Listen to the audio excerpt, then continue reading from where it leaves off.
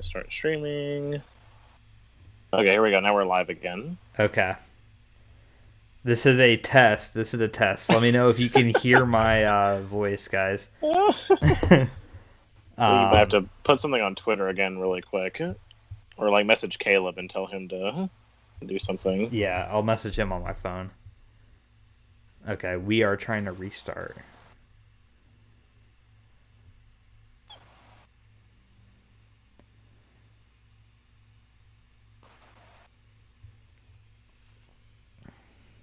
All right, say something. Okay, test, guys. This is a audio test of Zach.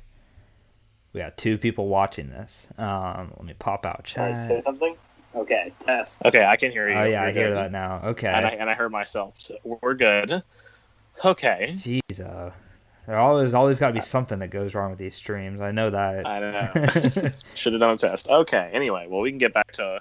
I guess you can give your thoughts on Julio since they didn't hear your thoughts on Julio, and then I'll let you go through again. Okay, guys. So quickly, I'll say my thoughts on Julio. Number 1. Wait a second. I just got a text from Nate. He says his Wi-Fi went out, so he's trying to restart his router. Oh, okay. Yeah. Anyway. Yeah, but my thoughts on Julio is, for the Falcons' point of view, why trade him? Because with the salary cap, you really don't.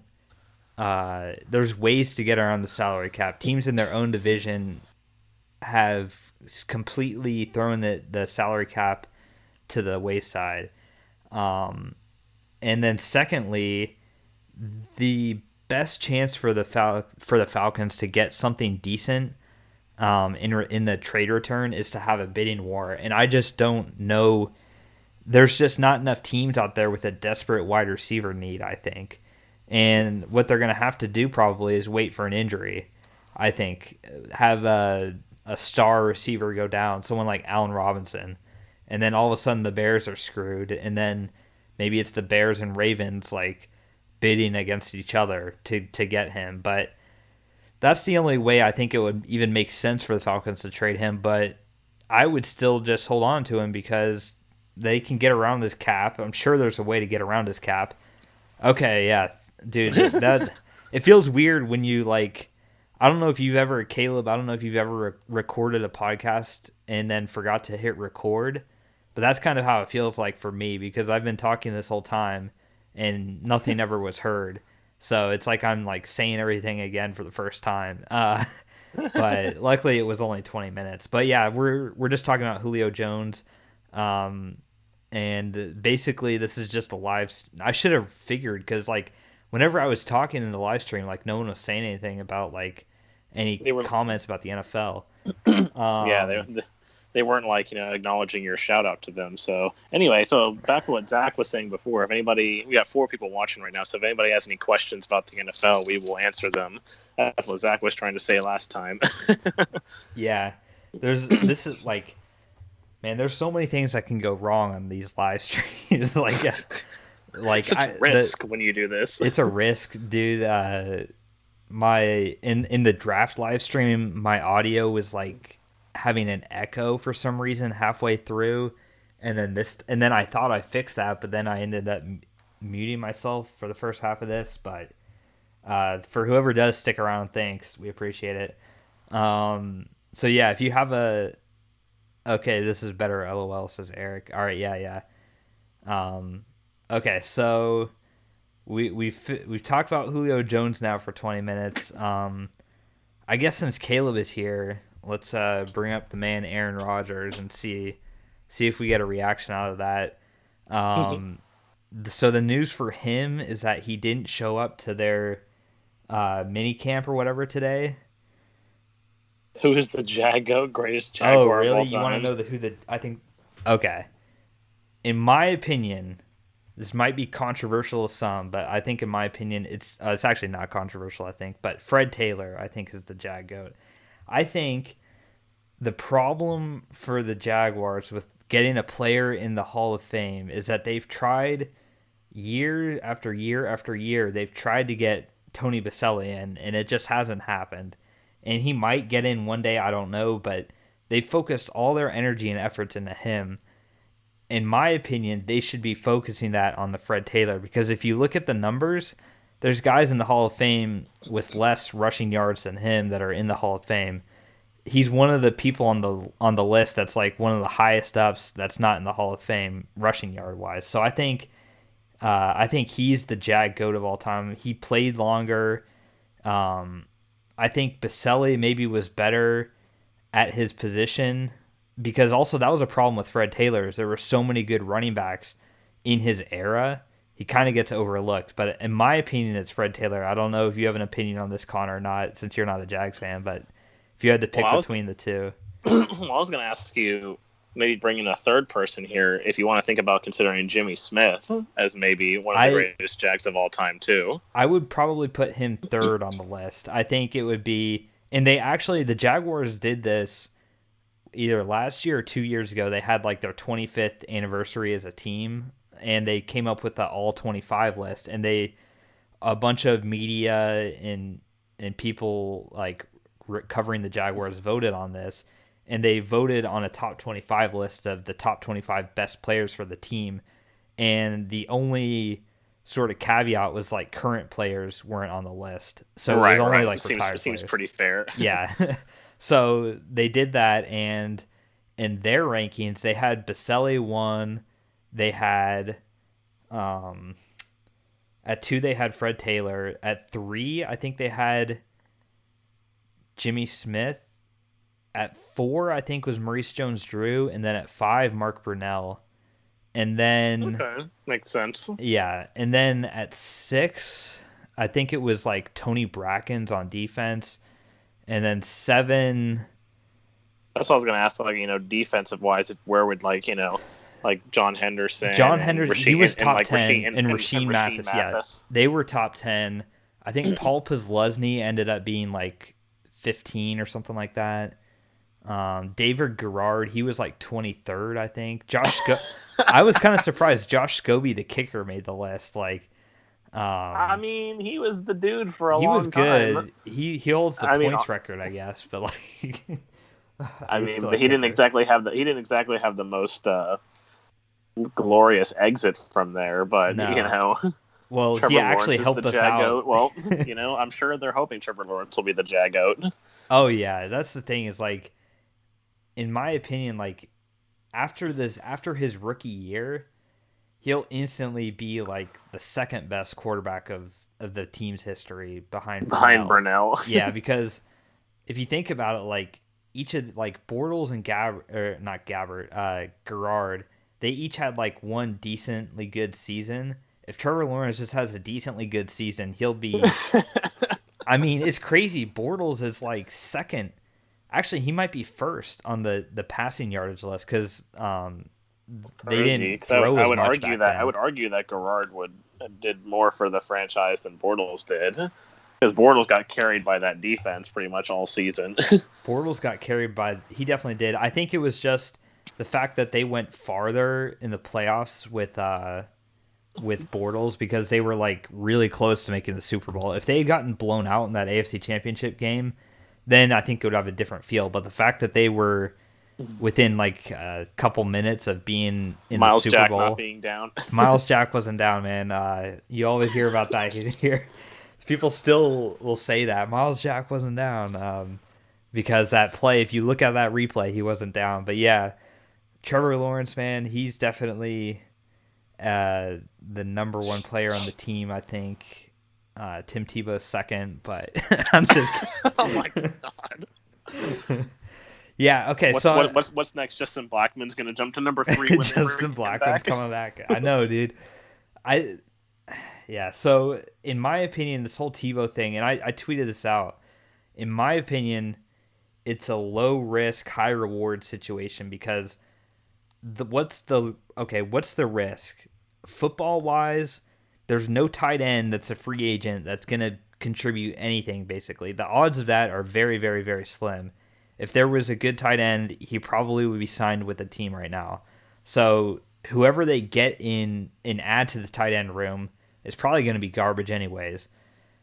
Granted, he's never played tight end before. We know that, but I feel like his role, if he makes the team, is going to be sort of like a goal line specialist. Like I feel like he's gonna take snaps and just like run it in at the goal line or like do some sort of trickery. Like I feel like that's gonna be his role. I feel like kind of the stuff that like maybe Travis Kelce does in the goal line for the Chiefs, like Tebow kind of do that for the Jaguars. Is that what you're saying? Yeah, and kind of like Taysom Hill too. Like I know that they're very different, but like I still feel like he'll be sort of like Taysom Hill, where he'll like catch passes, run with the ball, block, throw some passes. Like it's kind of the player. And actually, funny enough, the Saints actually were a team that tried to get Tebow to do the Taysom Hill role back when he was still playing football, but that was when he was complaining about being a tight end, and he never wanted to do that, so he didn't do it. Eric says, personally, I think they'll use him more like Taysom Hill if he makes the team. I don't think he's going to play tight end. Yeah, that's basically just what I said. I think that's what it's well, he's not going to run 20 yards down the field on routes, I feel like. I don't think that's going to be what he'll do. No, well, the interesting thing, though, is that, like, you know, talking about him being a tight end, he's never played tight end. I think I remember, if I remember correctly, I can't remember the draft, what year it was. I think it was like 2011, 2012 when he got drafted, right? Something like that. Tebow, I think, was 2010. Okay, it was like somewhere I was like around that time. But I remember them talking about him in the draft, like leading up to the draft, that they were talking about that it was a possibility that he didn't even end up playing quarterback in the league. Like he did play quarterback, obviously, but I remember them talking about him possibly making that move to tight end to possibly be like That's better what people have always been saying that. You're right. Like, yeah, because like his throwing is atrocious. Like he managed to find his form for, what was it, 8 or 9 weeks that season, and then obviously in that one playoff game against the Steelers, like he did well, but overall his throwing is terrible. He's a good runner, but he's not on the level of someone like Lamar Jackson or even like Russell Wilson or someone like that. So he's a different style. He's like a bruiser. He's not like a speed guy. Right. So, it's like you have a fullback in their quarterback. So I don't know. It's just, maybe if Cam Newton wasn't as fast, he'd be more like Cam Newton, that's good. But yeah, it's something that people have been talking about for a long time. So, and I like your assessment that it's like a low risk, high reward sort of situation. Like, it's not like they're shelling out millions of dollars for him. And of course, all these people on, social media are getting all butthurt about it. Like, oh, like this. I think like Stephen A. Smith, like I saw an article like half an hour ago where Stephen A. Smith said it was like white privilege that Tebow was back in the league. I'm like, I mean, like it's not like they're bringing him in and expecting him to be like a starting quarterback or something. Like he's just, he has him and Urban Meyer are like buddies basically. He's from the area. Like, why not? Especially when you can bring him in white for like privilege. If anything, it's like nepotism because he's kind of like a son. Right. And it's kind of like you're hiring your son, but like, yeah, you can bring him in for the league minimum. It's not like you're gonna have to pay him like $2 million. Like you can bring him in for the league minimum. And here's the deal: is like nobody knows how he's gonna be. Like, there's a chance he could be. I'm not gonna say he's gonna be good statistically wise, but like just playing football, I think there's a chance he can be good at that. And it's no risk. I mean, it's no risk at all because there's nobody that's going to be worthy enough as a free agent that's going to be any better, I think, than what he'll be. So it's just one of those things. We'll see if it works out or not. It probably won't. Probably will never amount to anything, but it's a chance it will. And if it does, then that's great because, also, too, his leadership role, I think, is another plus. I mean, I feel like guys grew up. Most of the people on the team grew up as kids watching him play. So it's going to be kind of a weird thing where you're watching like a guy who you grew up playing with or you grew up watching. I grew up idolizing, especially for these guys who were like Gators fans or played for the Gators. Yeah, which there's a lot of them on the team. So right, so he was like their childhood hero. He led the Gators to a national championship. Like won a Heisman Trophy. Like he was one of the best college quarterbacks ever. In the history of the NCAA. So it's it'll be interesting, like you said. And who knows? If it doesn't work out, then it's just something that we're going to look back on and laugh at like 5 years from now. Like, oh, hey, remember that time when Tim Tebow tried to come back? Like, it'll be a trivia question on Sports Jeopardy. Like, I don't know, but people are just making such a big deal about it, and it's like there's really nothing to like make a big deal out of. People are just trying to find a story where there is none. Like, there's still. I'll be honest though. I mean, I'm not going to try and get into this, but like, there still seem to be upset about like Colin Kaepernick, and like obviously Des Bryant chimed in too. But it's like, it's why are you trying to make a story out of nothing? Exactly. It's not like it's not like they're like, oh, we're gonna have Tim Tebow be our starting quarterback and Trevor Lawrence will be on the second team. Like, that's not like, if that was happening, then there's an obvious uproar and everything, because that's ridiculous. But it's not. He's gonna be and like I said, he's the fourth string tight end. Like, he might not even make at the best. Like, and so who knows? Like, it. But I will say I underestimated it. Like, I knew Tebow was like a lightning rod with people, but I had no idea that it was gonna get to this level of just people feel so strongly about him on both sides. They like, people will love him. I see so many, like, living in Florida, those 15 Gator jerseys are so popular. They sell everywhere.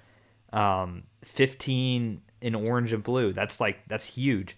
But then it seems like so many people, like even probably more people, are so anti Tebow and just like against him and everything. And I really don't understand it.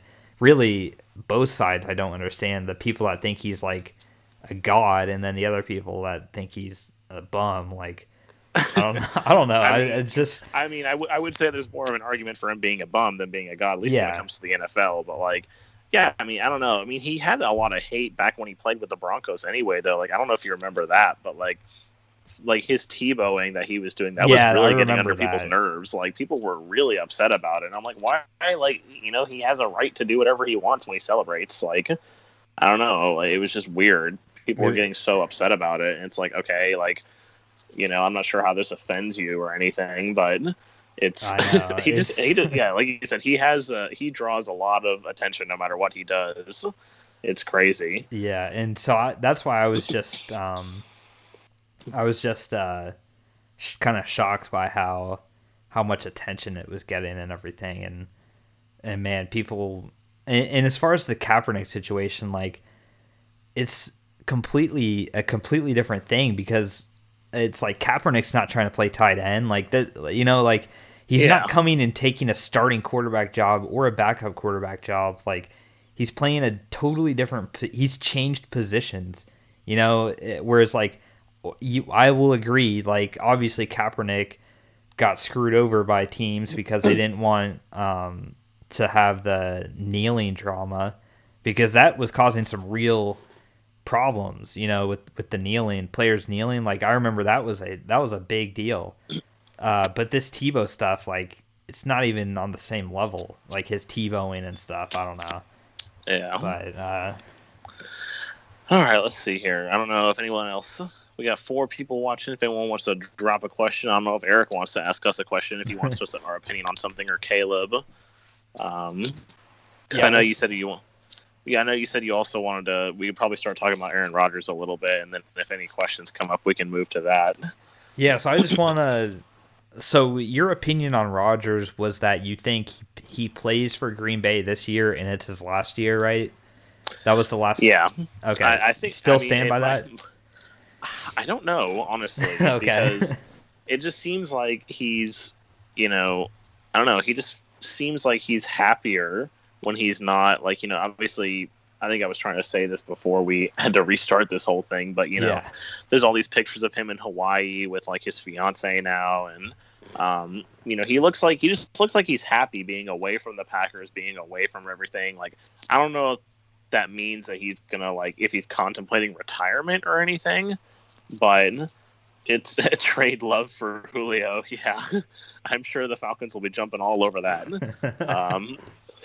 But I mean, I don't know. It's just, like I said, he seems happier not around the team, and I feel like just going back to the team is just gonna, depress him even more in a way. I don't know if depress is the right word, but it seems like he's really is done. I don't know if he. I think he might. There's a chance he could hold out if the Packers don't end up trading him, or there's a chance he could just retire if they don't trade him. Like if they, by the time we get to the start of the season, and they say, oh, they didn't find a trade partner or they weren't able to, find a deal, then he could just be like, okay, I'm retiring. I'm going to go try and host Jeopardy now or whatever he wants to do with his life. I mean, it's not like the dude needs more money or anything. And he doesn't, I mean, he could still add to his legacy, but like the dude's already a first ballot Hall of Famer. Like, he's not, he would have to do some serious work to overtake, and start entering that GOAT conversation. So, his legacy is pretty much complete at this point. So he doesn't need to, he's just playing for fun at this point in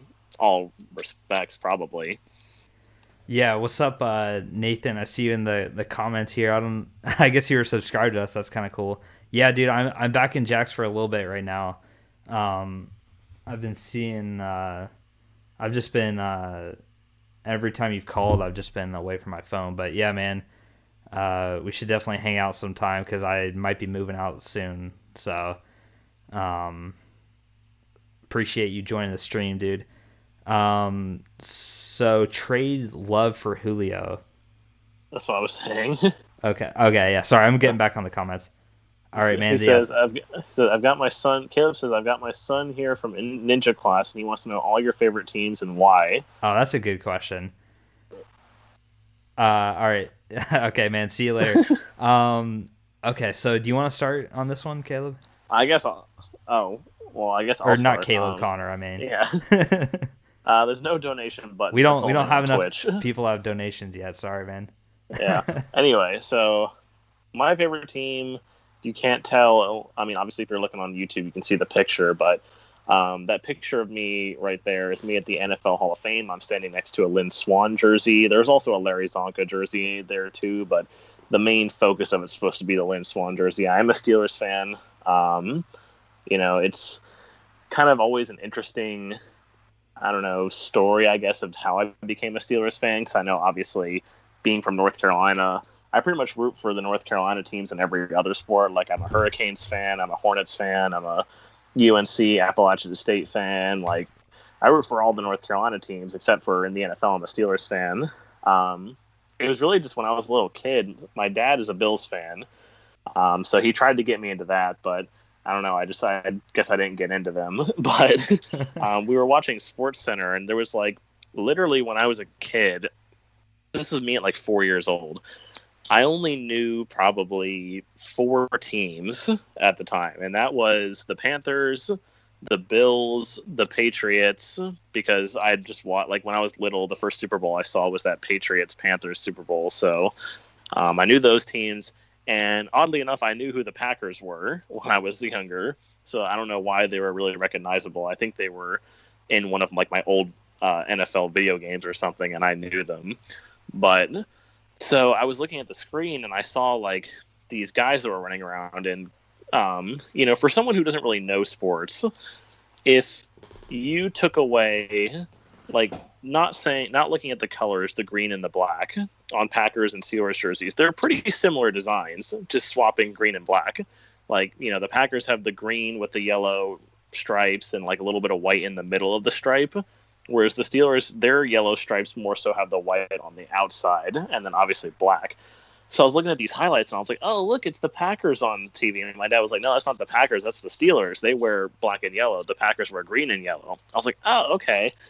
And I just thought their uniforms were super cool. And, me as a 4-year-old child, just like, cool uniform, cool team. That's my team. So that's how I became a Steelers fan. And my dad, to this day, is still not happy about it, that I chose to root for the Steelers. He was like, I would have been okay with you becoming a Panthers fan, but a Steelers fan? Like, yeah. So I don't know. It's been my team, and I stuck with them ever since. Yeah, so for me, what's up, Caleb's son? My name's Zach. So for the NFL, I picked the Jaguars as my team. Kind of, it's not really exciting reasons or anything. Kind of just like both my parents are Jaguars fans, and I grew up around Jacksonville, so they were the team obviously that was on TV, and also when I was younger too, we had season tickets. So I remember all through like elementary school years, we would go to all the home games together. So, when you go to all the games, okay, sup Zion, Sub Zion. nice fellow Z name friend.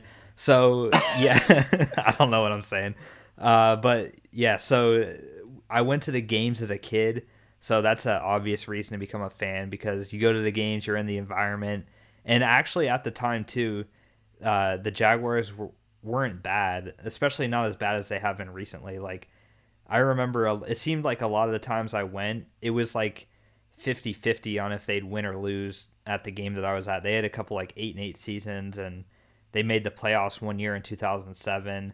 So there was don't remind me of that. beating the Steelers twice at Heinz Field. It's a every 10-year occurrence. 2007, 2017, 2027. It'll happen. That's all right. As long as it's every 10 years and not every other year or something like that. Yeah. But yeah, so the Jaguars, they had some better teams than they do now. I can't even imagine like how painful it must be for like 10 and under Jaguars fans. Like they've been through a lot already. and hopefully it's going to be getting better for them. Hopefully for all of our Jaguar fans' sake, it'll get better. And then in other sports, more so just like the close team, like in basketball, I was a Magic fan because they were the closest team to where I lived, and they were on the local TV thing, so you could watch every game that they played in. And also, too, they were pretty good. When I was getting into basketball, they were actually one of the good teams, so that helped out, too, because that's back when they had Dwight Howard, and they made it to the NBA Finals and lost to the dang Lakers. That was Connor's team at the time. They were not my team. I was a Kobe fan. That's what I was. I was a Kobe fan. I wasn't per se a Lakers fan. I was a Kobe fan. But anyways, so I was a fan of them, and then eventually I just got tired of them, like missing the playoffs so many years, and I was like, I need a team to root for in the playoffs. So I picked the Blazers. My dad went to a playoff game up there, got me a shirt. I was wearing it the other day. Actually, it says Rip City, and Damian Lillard too. When I watch him play, he's my favorite superstar as well. But I do like the team also. And I won't bore you with the rest, but just kind of family stuff. And then USF, I went there, so that's why I became a fan of them. But yeah, those are the big ones, man. And then I guess the people who aren't here right now. So obviously Nate was on here. I don't know. People couldn't really hear him earlier. I don't know, but he's a Patriots fan, so he's also on the podcast. He likes a lot of the Boston teams. Like he's a Celtics fan and a Red Sox fan and stuff like that. So, and then Eric is also a Jaguars fan like Zach. So, yep. I'm his favorite cousin for that. Sorry, Connor. Whoa, there, Zach. Whoa. I don't know. Maybe Eric's in the chat. Let's see if we get a reaction out of him for see if for that. If you're his favorite cousin or not. He's gonna prank us or something and say that like Elena's his favorite cousin. Yeah. We're competing to be Eric's favorite cousin. All right, guys. Well, I think that's gonna wrap up this live stream though. Thanks to everybody for watching, and this technical thing, we'll get that fixed for the next one, hopefully. The next time we do a live stream. Hopefully it's a lot more smooth. And Zach gets a slight edge because of the Jags thing. Oh, okay. Actually, we got another question from Caleb. Actually, I like this question. Yeah. I do like this question. So, Caleb, one player would you steal from a division rival if possible? All right, so let me think. So, my division rivals are Texans, Titans, Colts. On the Texans, gosh, if you count Deshaun Watson, but then again, we have Trevor Lawrence now, so it's like I don't really need him as much as we did before. Texans, geez, I don't know, man. Probably I can't even name a good. I can't. Okay, let me just skip them because I can't even think of a good player on their team. Titans. I I'm considering Derrick Henry just so he doesn't play against us. Even though you've already got a ton of running backs. Yeah. I don't think any of their offensive linemen are like that much better. No, my answer though, they lost all their good ones. yeah, my answer now that I think of offensive line, it's got to be Quentin Nelson on the Colts. That's what I'm going to take. Get the best one of the best offensive linemen in the league. It's not a sexy pick, but man, he would help us a lot. Derrick Henry's a close second though, just to get him out of Tennessee. What about you, Connor? Yeah. Well, that's certainly interesting. So from Cincinnati, I mean, some of these are going to be quarterbacks. I guess Joe Burrow. Yeah. He's a young up and coming star.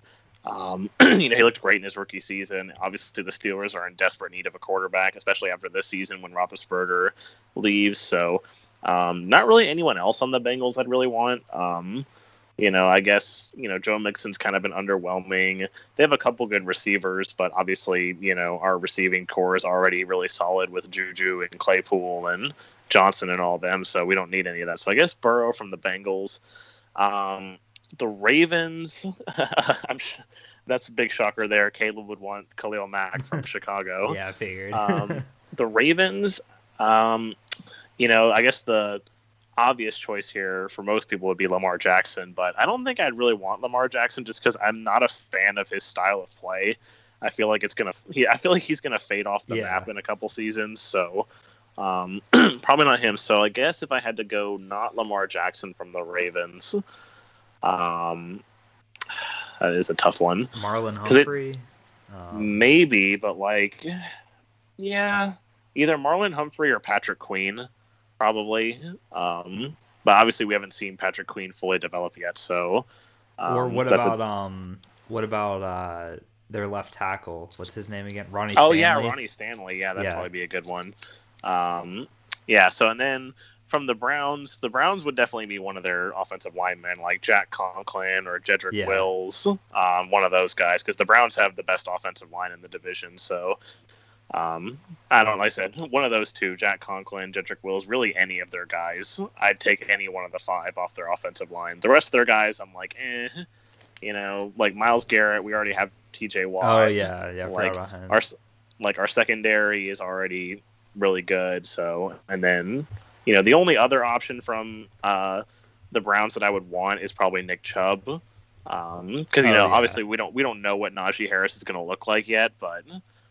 that'd be a great tandem with Nick Chubb and Najee Harris. So, but definitely. You can't have a good running back tandem without good offensive line. So you definitely have a lot more options than we do, because it's no doubt like Quentin Nelson. Like, I think, is that who you would take for us? Like, yeah, absolutely. Yeah, he is like, I don't think there's any question that right now he's probably the best offensive lineman in the league right now. That's then, easy. So Caleb, he says he would take Mack from Chicago.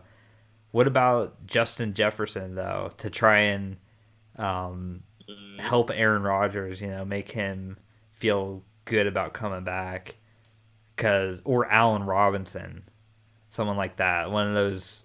There's a lot of good receivers in that division. You already have Devontae Adams, but.